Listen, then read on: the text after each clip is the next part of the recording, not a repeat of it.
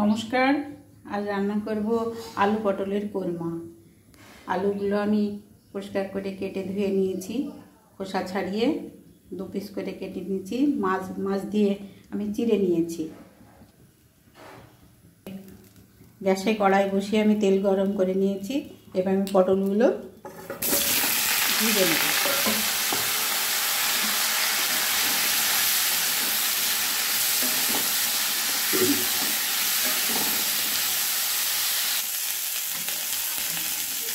এবারে পটলে আমি লবণ আর হলুদ দিয়ে দেব। পটলটা ভেজে নেব। পটলগুলো প্রায় আমার 50% পর্যন্ত ভাজা হয়ে গেছে। এই পর্যায়ে আমি আলুগুলো দিয়ে দেব।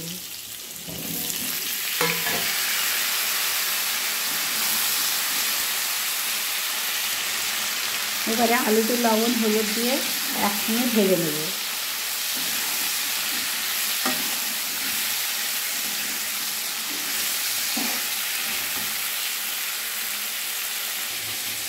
মশলা দেব, লঙ্কা, আদা, কয়েকটা কাজু দিয়ে পেস্ট করে নেব, আর থাকছে নারকেলের দুধ। এবারে টমেটো পেস্ট করে নেব। আলু পটলগুলো খুব ভালো মতো আমার ভেজে নিয়েছি। এখানে মনে হচ্ছে 60% মতো আমার ভাজা হয়ে গেছে। এবার এগুলো তুলে নেব। এবারে কড়াইয়ে তেল দিয়ে 2 চামচ তেল দিয়েছি, তেজপাতা ফোড়ন দিলাম, একটা দারচিনি, 2টো এলাচ আর 2টো লবঙ্গ ফোড়ন দিলাম। ফোড়নটা আমি ভেজে নেব।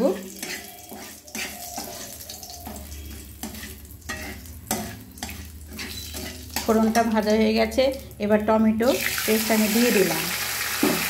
টমেটো পেস্ট একটু নাড়িয়ে নেব যতক্ষণ কাঁচা গন্ধ না যায়।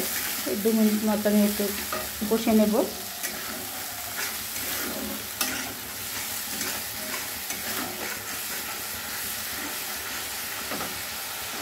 টমেটো থেকে তেল ছেড়ে দিয়েছে।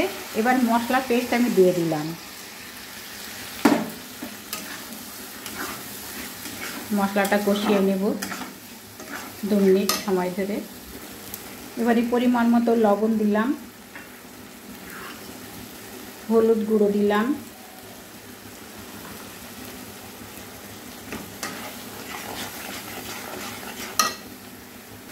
এবারে স্বাদের জন্য একটু চিনি দিয়ে দিলাম। মিক্সির বাটি ধোয়া জলটা দিয়ে দিলাম।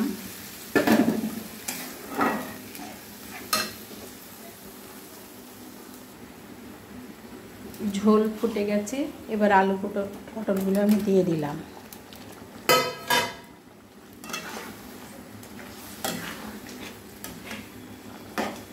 এবারে খানিকক্ষণ ঢাকা দিয়ে দিই, 5 মিনিট মতো। আলু পটলের কোরমা আমার হয়ে গেল।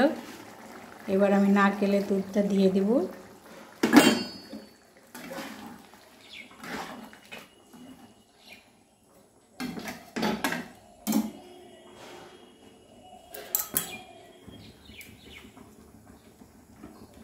খানিকক্ষণ একটু ফুটিয়ে নেব।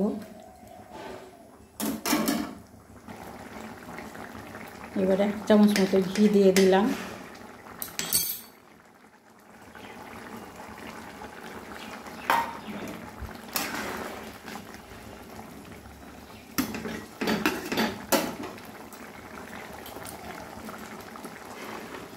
এবারে ধনে পাতা দিয়ে নামিয়ে নেব। আলু পটলের কোরমা আমার রান্না হয়ে গেল। কেমন লাগলো বলবেন। আলু পটলের কোরমা অনেক আমিষ খাবারের চাইতে অনেক সুস্বাদু। এটা ভাত রুটি সব কিছু দিয়েই খাওয়া যায়। খুব ভালো লাগে খেতে। যদি এই ভিডিও ভালো লাগে তবে লাইক শেয়ার কমেন্ট করবেন, সাবস্ক্রাইব করে পাশে থাকবেন। ভিডিওটি দেখার জন্য অনেক ধন্যবাদ।